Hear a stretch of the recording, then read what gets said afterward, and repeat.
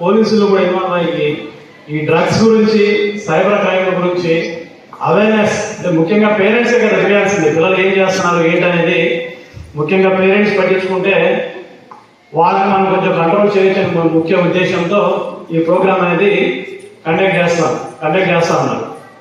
మీరు చూస్తున్నారు కదా, డ్రగ్స్ వద్దు బ్రో, అర్థమవుతుంది కదా. డ్రగ్స్ వద్దంటే మత్తు పదార్థాలకి, మత్తు పానీయాలకి ముఖ్యంగా యువత బానిస అయిపోతా ఉన్నారు. వాళ్ళ బంగారు భవిష్యత్తుని ఈ మత్తు పదార్థాలకు అలవాటు అయిపోయి వాళ్ళ జీవితాన్ని నాశనం చేసుకుంటా ఉన్నారు. ముఖ్యంగా పేరెంట్స్ ఏంటంటే పిల్లలు డైలీ అసలు ఏం చేస్తున్నారు, ఎక్కడికి వెళ్తున్నాడు, ఏ టైంకి వస్తున్నారు, ఎవరితో తిరుగుతున్నారని చెప్పేసి ఫస్ట్ మనకు వాళ్ళ మీద అవగాహన ఉంటే వాళ్ళని ఫస్టే మనం కంట్రోల్ చేసుకోవడానికి మనకు అవకాశం ఉంటుంది. చూస్తున్నారు కదా, టీవీలో కూడా చూస్తూ ఉన్నారు. డ్రగ్స్ అంటే ఎట్లా వాడతారు, పౌడర్ లాగా ఉంటుంది, ఓకేనా, బుక్లో పెట్టినట్టు మూవీస్లో కూడా చూస్తూ ఉంటారు. ఇంజక్షన్లు ఉంటాయి, ఇక్కడ అందరు మన హ్యాండ్స్ ఉంటుంది చూసారా, అక్కడ వేసుకుంటా ఉంటారు చూసారా.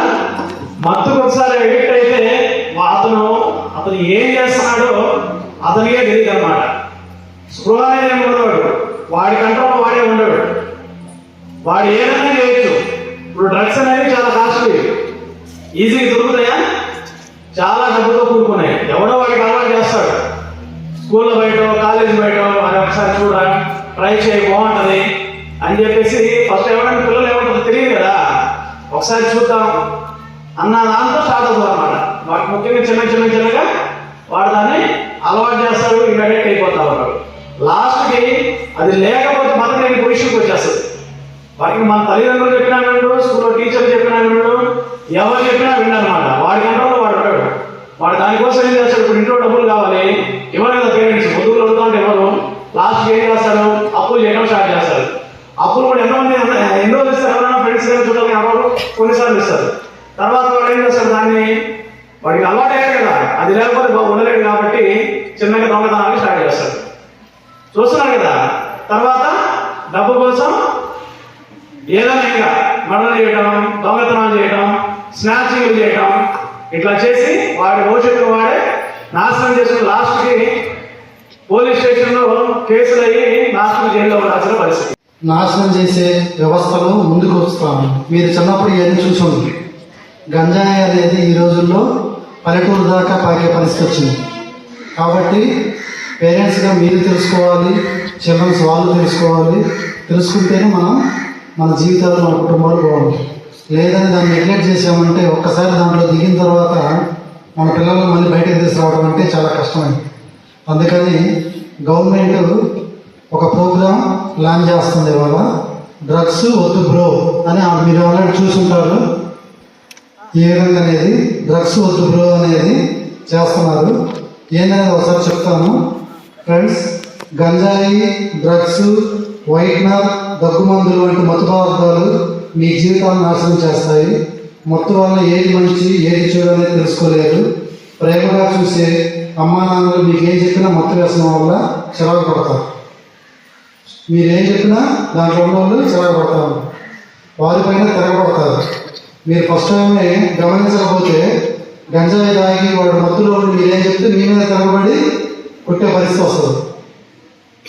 దాంతోపాటుగా మీ చెడు ప్రవర్తనతో ఫ్రెండ్స్ని దూరం చేసుకుంటారు. ఆరోగ్యం పాడేది, చదవలేదు, రాయలేదు, మీకు ఇష్టమైన ఆటలు ఆడలేదు, చుట్టాలు రానివ్వరు. ఈ విధంగా అలవాటు పడడం రాణిస్తారా? చుట్టాలు రానివ్వరు. పాఠశాలలో పాఠాలు, ఆటపాటల కంటే ఆనందం ఇచ్చే మత్తు పదార్థం ఏది లేదు. అమ్మ నాన్నలు మాస్టర్లు చెప్పినట్లు చదువుకోండి.